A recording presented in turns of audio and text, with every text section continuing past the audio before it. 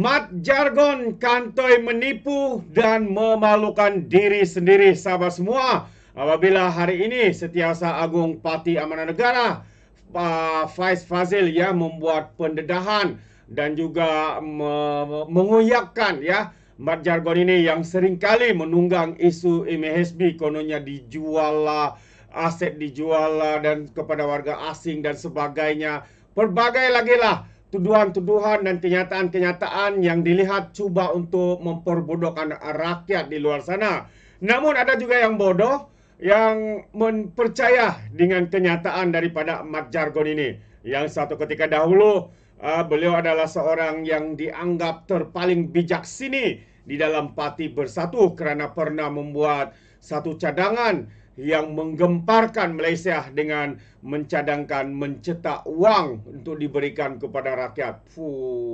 Itulah cadangan bijaksana ya daripada mat jargon ini. Jadi sahabat semua, apakah pendedahan daripada Faiz Fazil ini sehingga menyebabkan ya siapa ini mat jargon ini koyak habis ya dan memalukan diri sendiri? Tapi sebelum saya teruskan, jangan lupa untuk terus support Orang Dapat Channel dengan cara tekan butang subscribe, like dan share.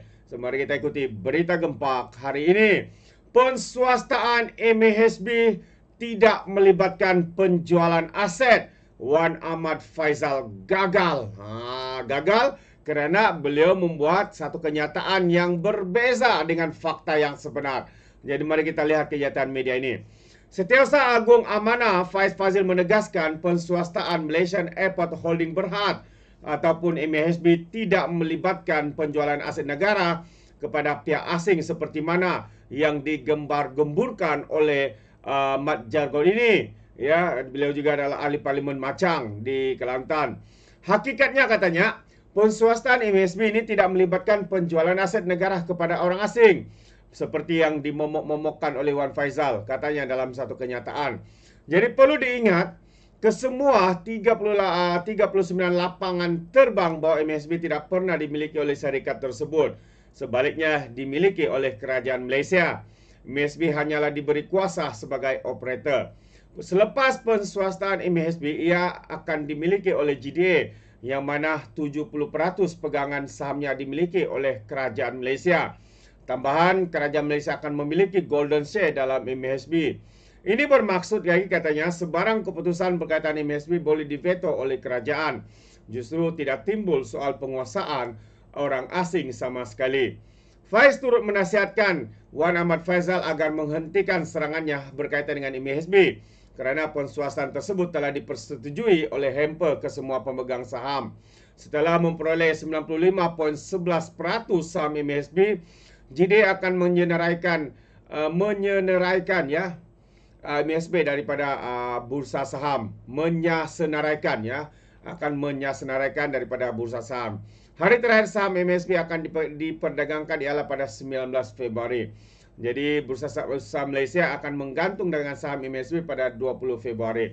Dan GDA atau Gateway Development Alliance merupakan konsortium syarikat yang diterajui oleh Khazanah dan kumpulan wang simpanan pekerja, Abu Dhabi Investment dan Global Infrastructure Partners mengetahui GDA. Jadi itu antara kenyataan ya daripada Faiz Fazil yang mana membuktikan bahawa kenyataan yang dibuat oleh Faizal oleh mat jargon itu hanyalah kenyataan politik semata-mata untuk populariti, untuk memperbodohkan rakyat, untuk memperbudakkan rakyat, mengelirukan rakyat dan sebagainya. Jadi anda sebagai rakyat Malaysia jangan mudah terpedaya dengan kata-kata seorang politikus sampah masyarakat. Itu pandangan saya. Alright. Dan juga berkaitan dengan Parti Amanah.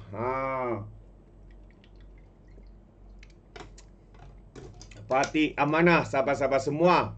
Kerjasama utuh Barisan Nasional dan Pakatan Harapan adalah kunci ke arah merealisasikan impian amanah di Kelantan. Jadi ini satu kenyataan yang dibuat oleh penganalisis politik ya apabila melihat perkara ini, iaitu penganalisis politik itu adalah Taufik Yaakob daripada Universiti Malaya berpandangan bahawa amanah mampu menang belasan kerusi di Kelantan sekiranya ada kerjasama utuh melibatkan BN dan juga PHS. Kerjasama itu termasuk mengelakkan pertemuan sesama sendiri, agian kerusi yang sesuai selain kesepakatan dalam penggunaan logo akan diwakili calon gabungan. Tidak boleh ada pertemuan 3 penjuru atau lebih. Mesti antara calon amanah dan parti lawan saja. Mesti ada kerjasama antara PHS dan BN menerusi agian kerusi lambang yang akan digunakan dan kawasannya sesuai untuk ditandingi oleh gabungan tersebut. Bagi saya katanya amanah di Kelantan boleh bertanding atas logo BN dan PHS di kawasan tertentu. Jika ini dilakukan tidak mustahil amanah boleh menambah bilangan kerusi di Kelantan, katanya lapor FMT. Beliau berkata demikian ketika mengulas kenyataan Presiden Amanah Datuk Seri Muhammad Sabu semasa konvensyen tahunan partinya. Taufik juga yakin Amanah mampu menembusi blok pengundi Melayu yang dikuasai PAS dan UMNO berdasarkan rekod perkhidmatan adun tunggal Amanah Hafizah Mustaqim PHS Kota Lama. Dan Amanah tidak akan menjadi parti pilihan kedua atau ketiga selepas UMNO dan PAS kerana Amanah ada akar umbi setia berbanding bersatu yang tiada akar umbi kuat, katanya.